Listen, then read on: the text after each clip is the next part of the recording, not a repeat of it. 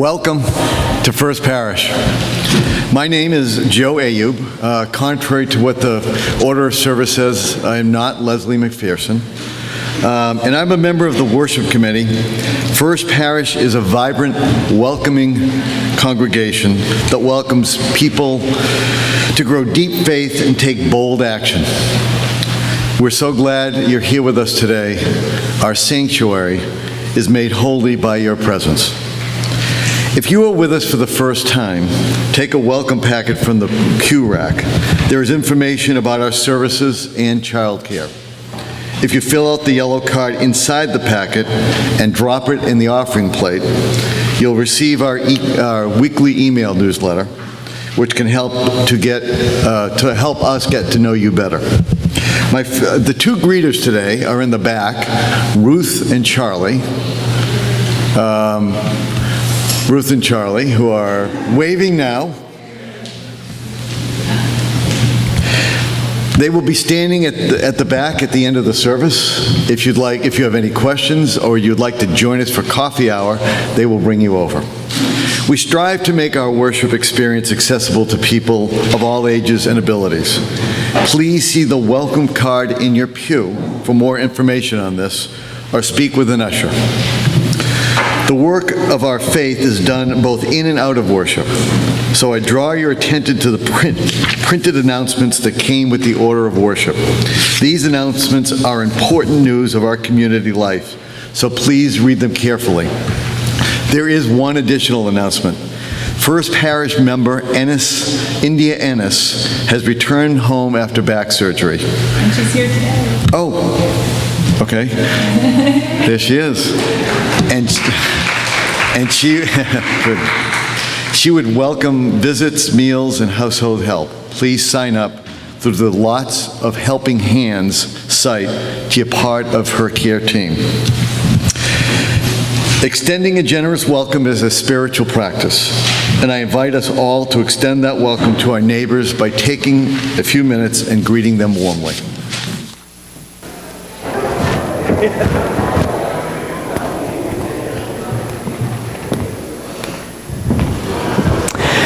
Please rise and body your spirit and join in singing our opening hymn, Enter, Rejoice, and Come In. Now we're practicing not using hymnals if we can, so if you know this song at all, we've got some words in the order of worship for you. Just join right in as you can. If you really need this music, it's at 361 in your gray hymnal.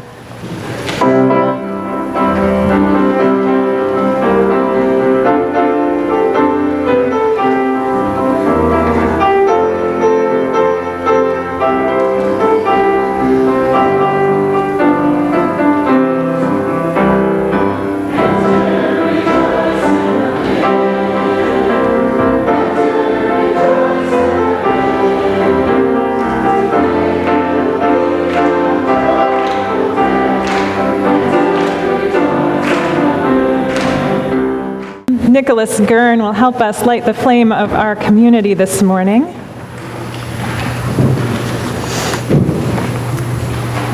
With his lovely assistant, Ayana.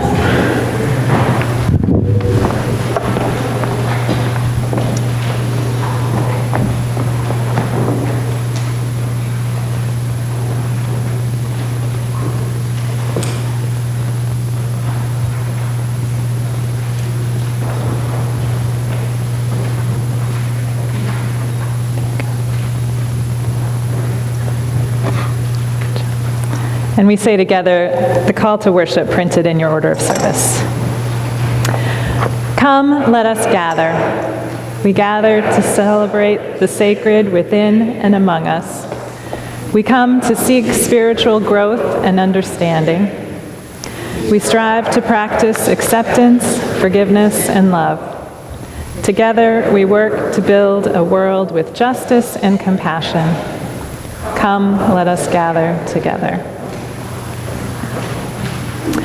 Our opening words this morning come from my colleague, Kathleen McTeague. You who are broken-hearted, who woke today with the winds of despair whistling through your mind, come in.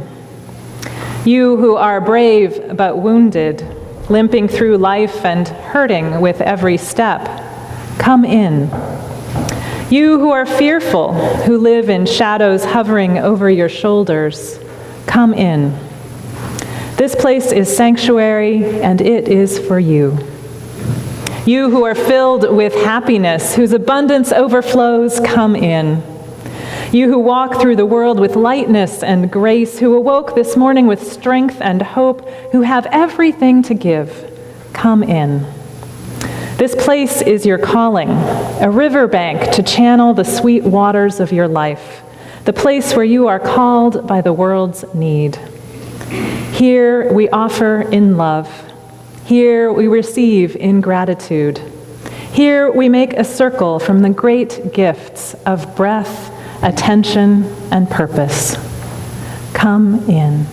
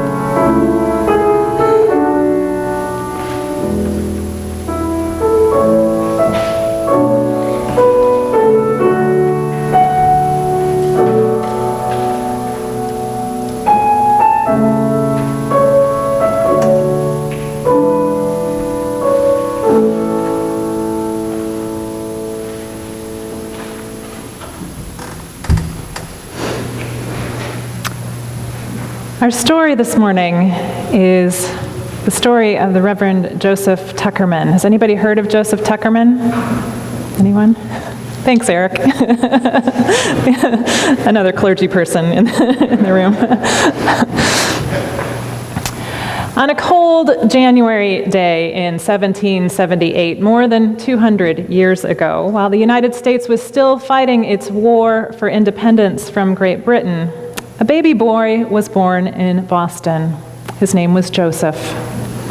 His parents wondered as he grew up what he would become. What would be his life's work? Would he be a lawyer, a soldier, a merchant? 16 years later, his parents got their answer. Joseph decided to become a minister. He went to Harvard College, but he didn't do so well in school. "You should study harder," said his roommate, whose name was William Ellery Channing, who studied a lot. "It's an important job leading a church and helping people." And Joseph knew it was important, but he didn't want to study all the time. "What do you want?" asked Channing. "To learn, but not just from books," Joseph said. So he would talk with people and he would go on walks, and he did study his books some of the time, at least enough to graduate. So eventually, he and his roommate both finished at Harvard and became ministers. "Would you like to be our minister, Mr. Tuckerman?" asked the people in the town of Chelsea in 1801, when Joseph was 23 years old. And he accepted the call from the congregation in Chelsea and became their minister. He preached on Sundays, twice a day, and he helped the people in his congregation. He also helped people who weren't in his congregation. The town of Chelsea, as you might know, is near the ocean, and many sailors and their families lived there. Sometimes the men were away at sea for months or even years, and their families had very little money. Joseph began to visit the houses of those who were poor and offer them communion, believing that they also deserved to be part of the community of God and receive the blessings of the church. And as he heard their stories, he learned that there was much more than communion that they needed. In 1826, Boston had lots of sailors and factory workers. And there were more and more factory workers all the time, people coming in from the countryside to be part of the waves of what came to be known as industrialization. There were new immigrants from lots of different nations and farmers who had come to Boston. And almost all of them were poor. Their jobs, if they had them, didn't pay very much. Many people could not afford enough food to eat. They couldn't afford to buy fuel to cook with or to keep warm. They couldn't afford shoes or clothes for themselves or their children. They also couldn't afford to be members of churches, where you were expected to wear your nice clothes, and the good seats were only available to those who could give plenty of money. A lot of people at the time believed that poor people were bad, or that God had decided that they were less worthy because, after all, the worthy people had riches on the earth. This meant that the main reason folks in churches might help those in need was not really to change things for them, so much as to show how generous those people who gave were. Joseph decided this wasn't quite the way things ought to be, and he decided to leave his congregation in Chelsea and devote himself full-time to ministry with people who were struggling for food and shelter, for clothing and education. His college roommate, that Reverend William Ellery Channing I mentioned earlier, had just helped to create the American Unitarian Association, an important belief of the Unitarian religion that at the time was hugely controversial and set them apart was that people were capable of improving themselves, that the good in each of us could grow if we had the right chances in life. Unitarians believed that that good in us could also be used to do good in the world, to improve conditions for everyone. So Joseph studied what other religious organizations had done to help poor people, what had worked and what hadn't worked, and he learned what governments had done and what they had not done. And he also thought about his Unitarian beliefs and the theology that was keeping those poor people out of churches, out of community.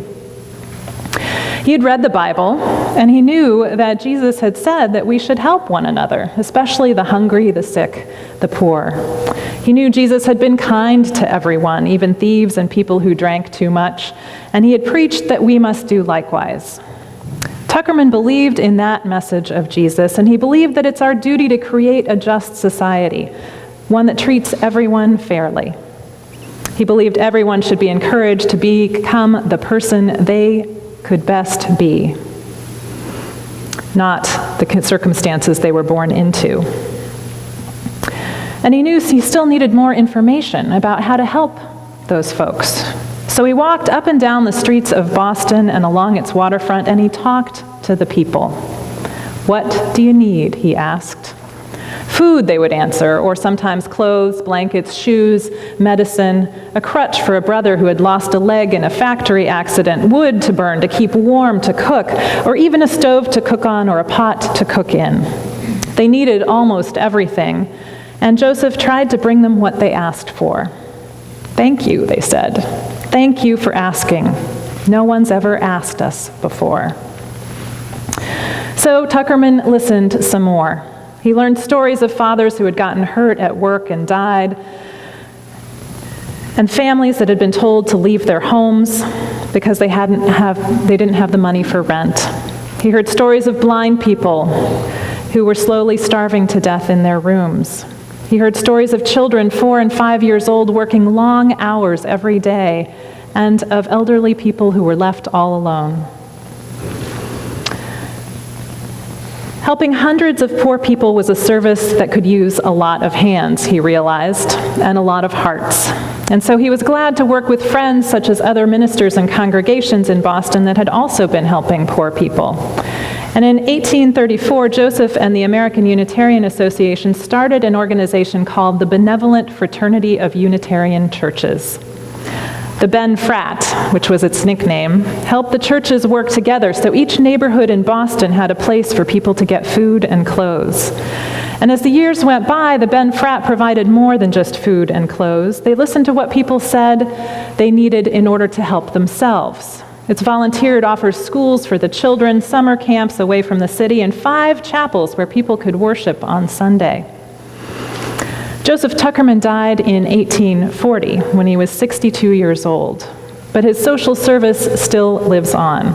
Boston still has the Ben Frat, although we've modernized its name to the Unitarian Universalist Urban Ministry. And Joseph Tuckerman's ideas of treating everyone with respect, of seeing some of those illnesses that people were dealing with not as sins, but as social conditions folks lived with, and of accepting everyone's responsibility to stop poverty. Those are shared and acted on by people all over the world now. Unitarian Universalists have placed his ideals in our 7 principles, and we still remember and honor Unitarian minister Joseph Tuckerman for the way he made service the law of his faith.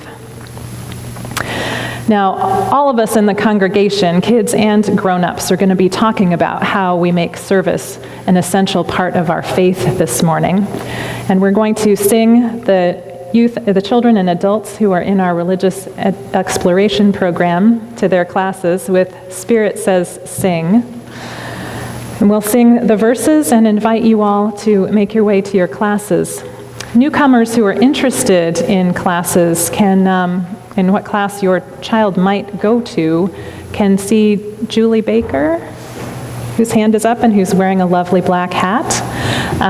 So if you want to find her, you can go to classes, or children are always welcome to stay and worship as well.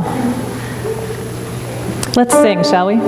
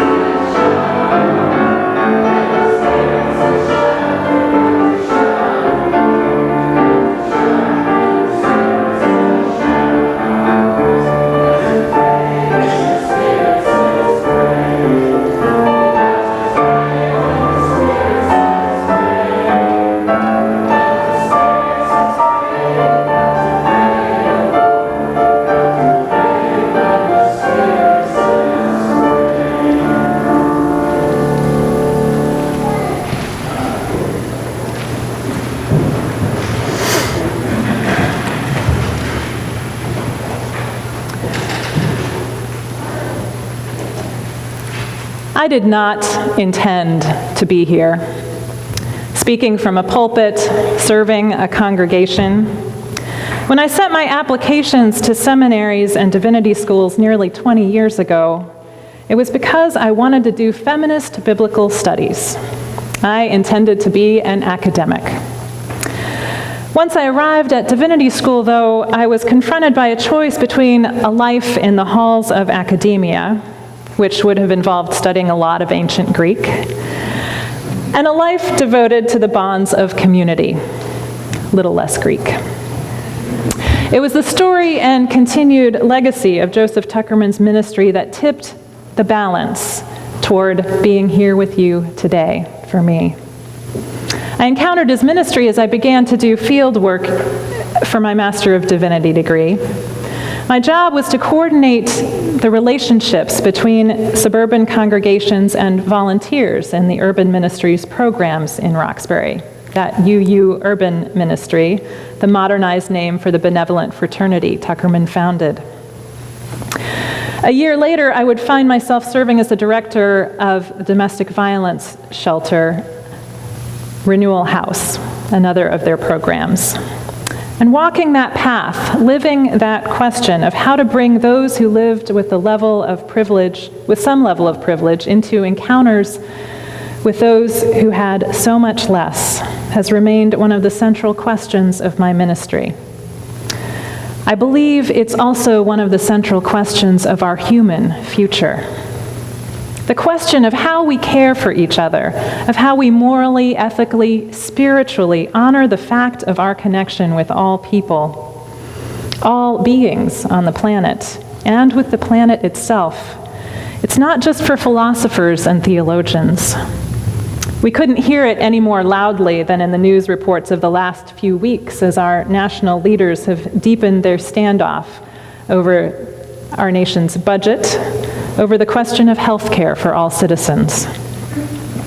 And we know that lots of that rhetoric and posturing itself is fueled by those politicians' need to keep their financial backers happy. None of them, of course, are poor. So what can we do about this mess? What does a suburban New England church do in the midst of all of this strife? In repeated congregational conversations about our goals and aspirations for ourselves, we've said we want to reach out to the community beyond our walls, to be a community that's known for its commitment to making a difference, not just for its members, but for our world. Our faith tradition's hallmark, after all, is a preference for deeds over creeds, for living our beliefs and values rather than asking everyone to subscribe to a statement of them. Instead of seeking salvation in some afterlife, our people have leaned on the notion that we're responsible for making heaven of this slice of the universe we inhabit, right here and right now. So it should be second nature for a congregation with that theology to be standing as a beacon of hope and connection with its larger community, right? And we certainly have had our moments of strong and true connection. Our annual participation in the Louis D. Brown Peace Institute's Mother's Day Walk is moving and an important day of solidarity and witness with our neighbors whose lives are torn apart by violence. Our trips to be part of the recovery and rebuilding efforts on the Gulf Coast of Mississippi after Hurricane Katrina were deeply moving events for all who went. Annual trips to serve meals at Father Bill's, offerings to our food pantry, gifts for the holiday gift drive, our annual handcrafting justice sale, all are great ways we connect with that world beyond our walls. And for all of that good work, we haven't yet established what our passion and commitment is as a community. We haven't been able to say who and what we want to stand for or with more specifically. And there's a good reason for that too, right? So many great causes, so many needs in the world. How in the world can we choose just one? And who will be the ones to decide? This is where I think Joseph Tuckerman's example is both powerful and inviting. He didn't set out to transform the world or create an institution that would survive for 200 years after him. He just walked out into his neighborhood and he asked what people needed. He offered what he could. And when he knew people well enough to ask the deeper questions, he responded to those. And then he got his friends involved. But he started just with curiosity. He began with a simple effort to connect.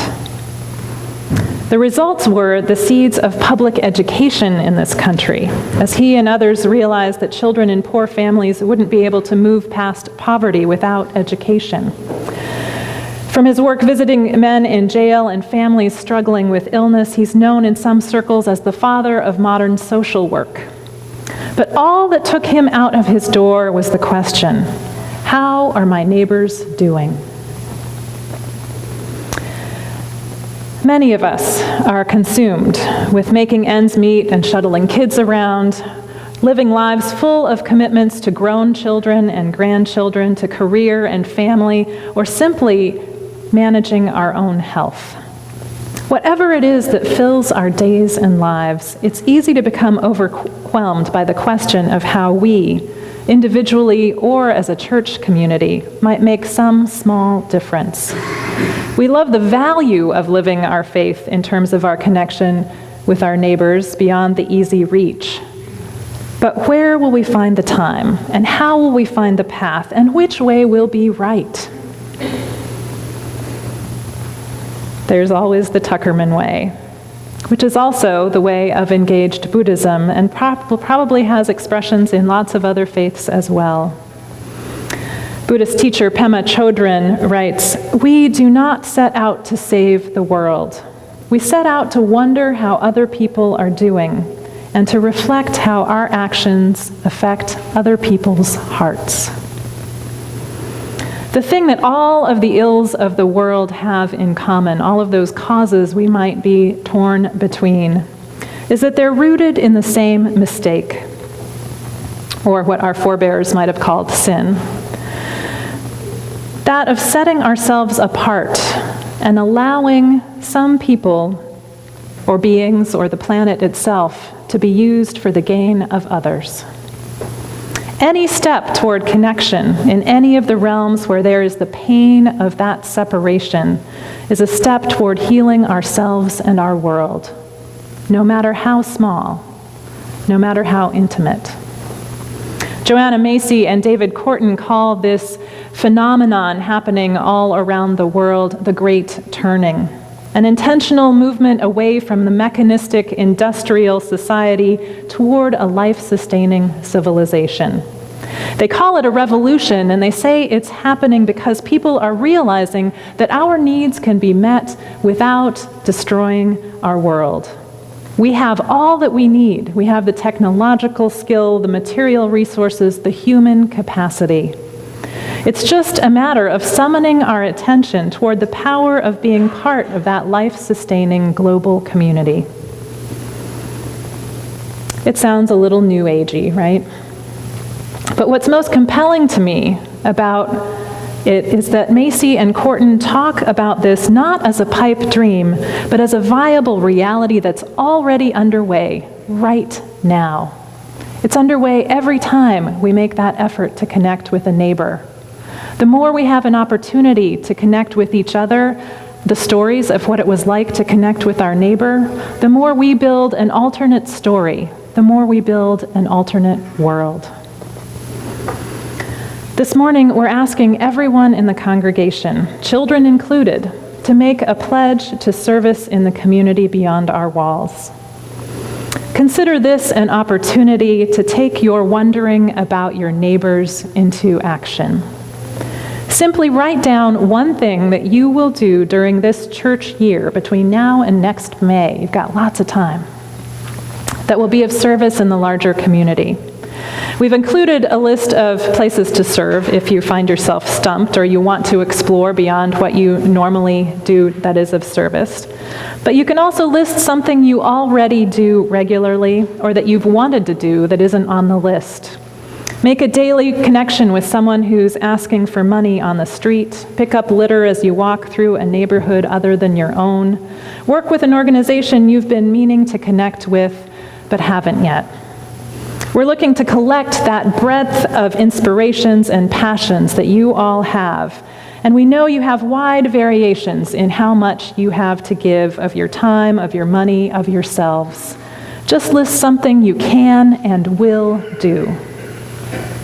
Now here's something I want you to hear loud and clear.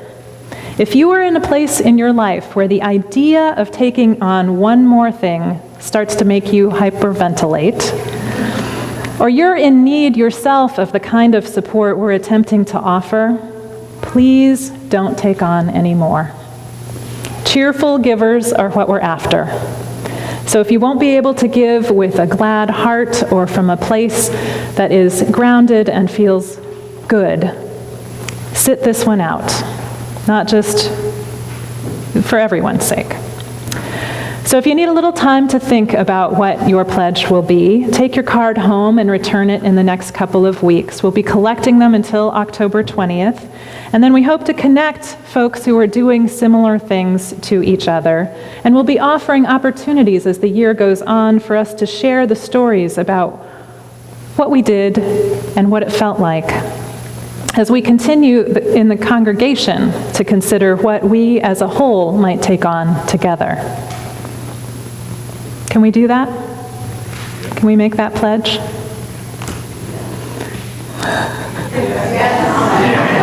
Can we? Time to wake up. She just asked a question. In my first year serving this congregation, my family and I traveled to Nicaragua with the Faithful Fools Street Ministry, the ministry I'd served in San Francisco before coming here. And the practice of the Faithful Fools was to engage in action together, usually in impoverished communities, and then to reflect on the experience. Our last reflection while we were in Nicaragua was held near the mouth of a volcano. It was a stunning place to stand, looking over the steep, craggy edge of the volcano into a canyon with thick steam rising from the lava that was far below.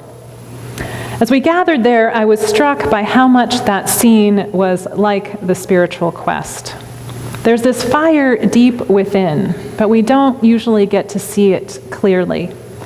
Its appearance to the casual observer comes in the form of cloudy steam, obscuring the passion that lies inside. And I don't know enough geology to drag that metaphor any further, but what it reminded me of was this. Whether we're talking about personal relationships or about global politics, justice begins with seeing each and every person as our neighbor, inquiring past the plumes of steam and smoke that get in our way, whether it's our own busyness or the personality or affect of that one we encounter, and attending to that deep fire. It's only when we can make ourselves vulnerable to the truth that comes from encountering others' realities that we can see our way to justice. And that is a spiritual practice that takes a lifetime. We don't set out to save the world. We set out to wonder how other people are doing and reflect on how our actions affect other people's hearts. May that spiritual practice be at the center of our life together as we learn the paths to justice in our community and in the world. So may it be.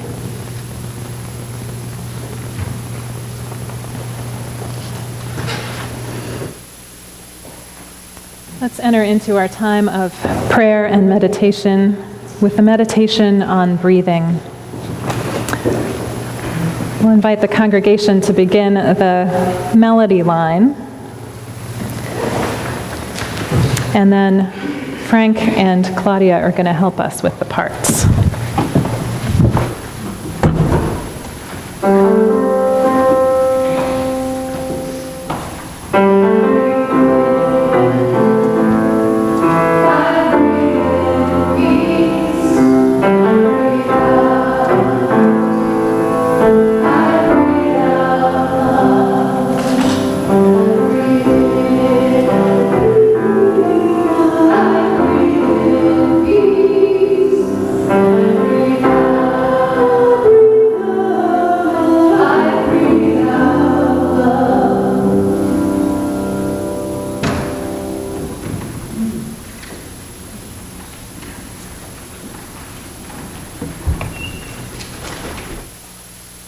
Please join me in prayer.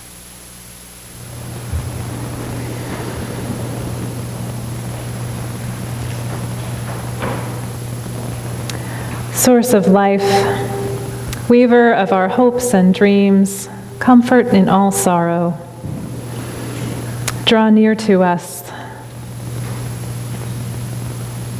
We enter into the place of our own heart home in prayer, whether it's a vulnerable house with a leaky roof or a mansion of many rooms. Let this be a vessel that blow through our lives, bidden and unbidden. Here, let us promise one another to be faithful to the deepest place in each of us, knowing that that which connects us will ever be a glorious and vexing mystery. Here, let us work together for an ever deeper awareness of that which is springing up inwardly, remembering it's key to the unlocking of our hearts, even if and as they might be broken.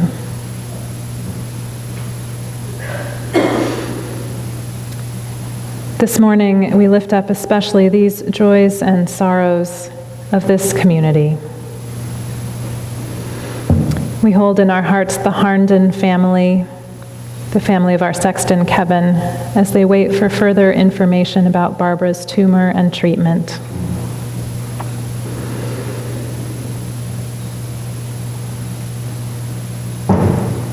And we think of Terry Burke, longtime minister of First Church in Jamaica Plain, recently diagnosed with lung cancer.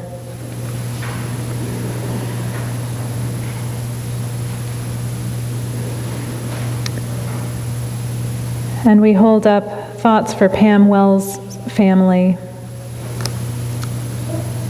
for a high school classmate and friend killed in a bike accident 1 week ago, whose memorial service is today.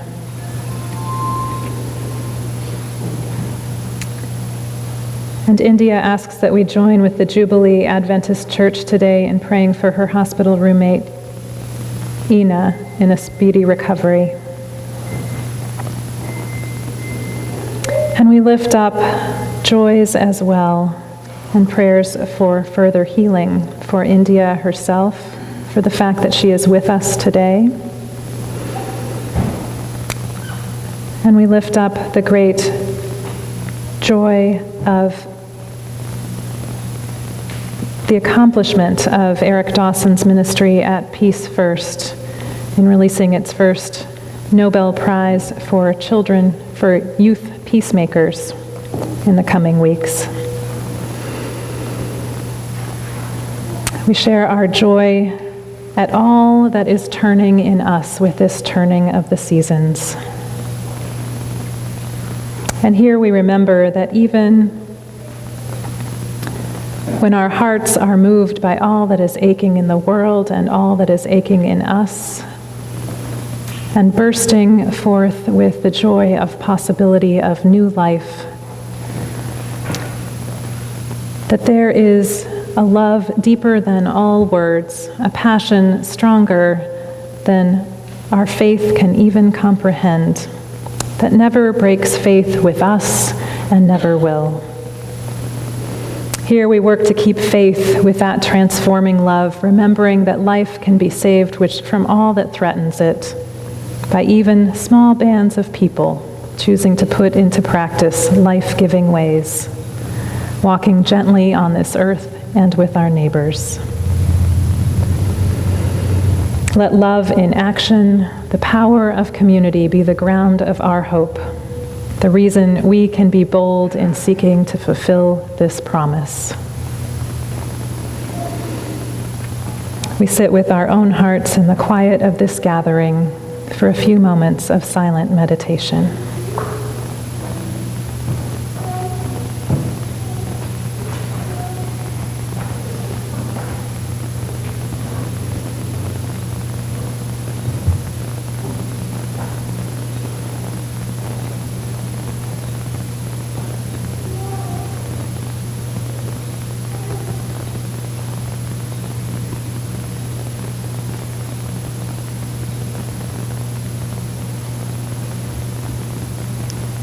Amen.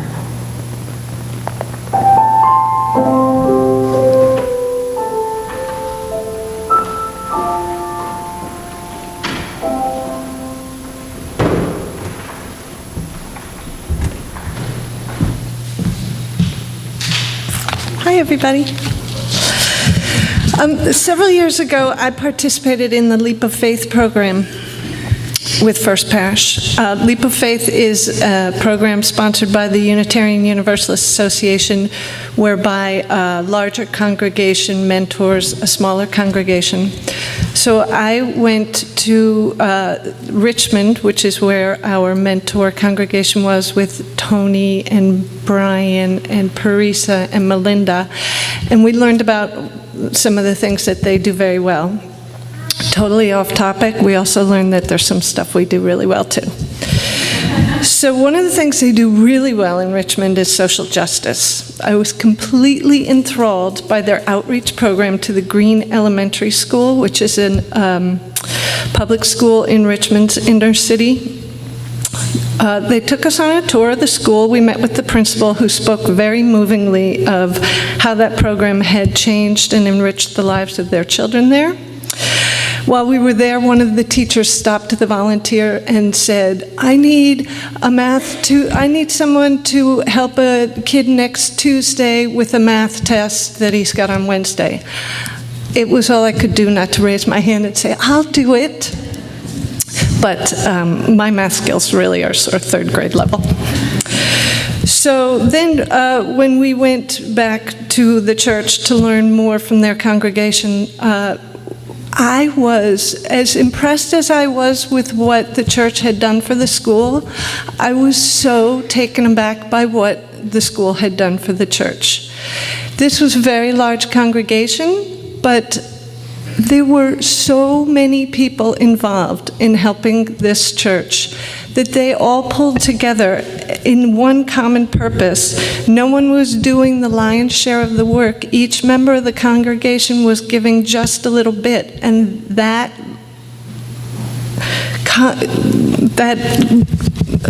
confluence of all these people giving a little bit was huge, both for the school and the congregation. They worked in such a beautiful harmony in this church. So on the way home from the airport, I said to our group, let's go through Mattapan and find a school. They all laughed at me. They thought I was joking. So flash forward a couple of years, and Elise Henrik stood up in our congregation and told us about Jericho Road. I had a eureka moment. My social justice envy of the Richmond congregation could be achieved through Jericho Road. Jericho Road is a nonprofit franchise, if you will, based on a model established in 4 other cities. Our Roxbury franchise was founded by First Parish, Milton, and the UU churches in Brooklyn and Chestnut Hill.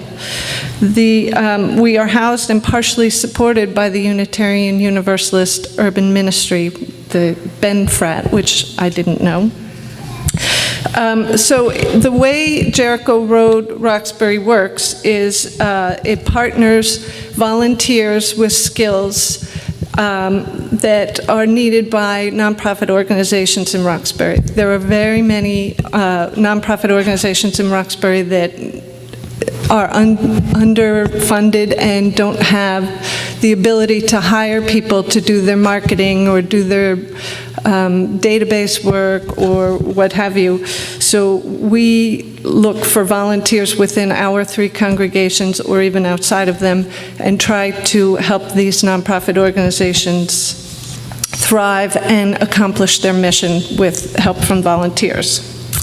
Project Hip Hop is one of those organizations. Project Hip Hop brings youth in Boston's inner city, brings them together and takes them on a social justice tour in the South to learn about the civil rights movement. These students, very talented students, then come back and they interpret what they've learned about the civil rights movement into song and dance that they then perform and present throughout the city. Our own Mike Bello has volunteered with Project Hip Hop to help them with an impending leadership change coming throughout the year. That's a finite project. It's not an enormous, he's not moving in with them. It's not an enormous project. It has a beginning and an end, and they are incredibly grateful and really appreciated what they have. Andy Strang has been helping the city school transition their contact management system from one software program to another. Both of these projects are very meaningful both to the nonprofit and to the volunteers. There are many skills that can be applied to a Jericho Road project. If you think you don't have one, you're probably mistaken. So what do we need at Jericho Roxbury? We need commitment. We need this community to rally together and decide that this could be our green elementary school. We need volunteers to sign up. You can see either Elise or myself if you're interested in learning more about it. We need money to support our program director, who's our own Joseph Tuckerman, that goes out and says to the nonprofit organizations, what do you need? We are a very lean operation. Virtually every dime that we raise goes to running this program. We get a lot of support from the Unitarian Universalist urban ministry, but we need each congregation to stand up and support this very worthy organization. So please give as you are able. Thank you. Thank you, Carolyn. This morning's offering, as you may have guessed, is going to the Jericho Road project, so please give generously.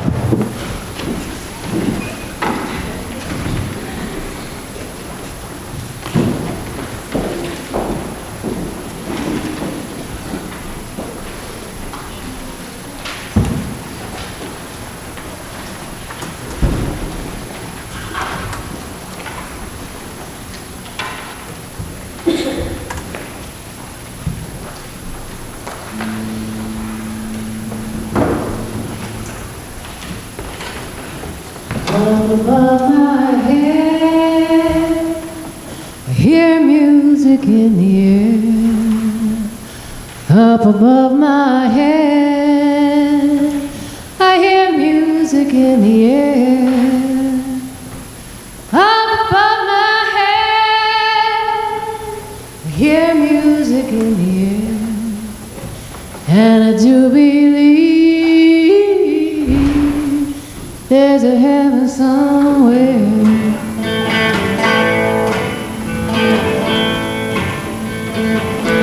Up above my head, I hear music in the air. Up above my head, I hear music in the air. Up above my head, I hear music in the air. And I do believe there's somewhere. Up above my head, I hear justice in the air. And up above my head, I hear justice in the air.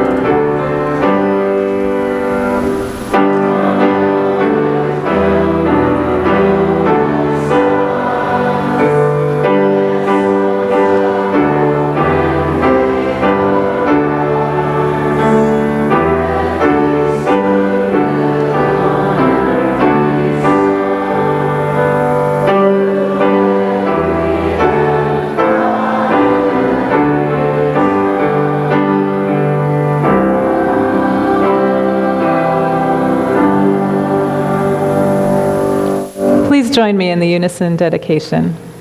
May these gifts be transformed into strength for this faith community, into comfort, food, and shelter for those in need, and may we be transformed by generosity. Please join in singing our final hymn, We'll Build a Land, number 121 in your gray hymnal.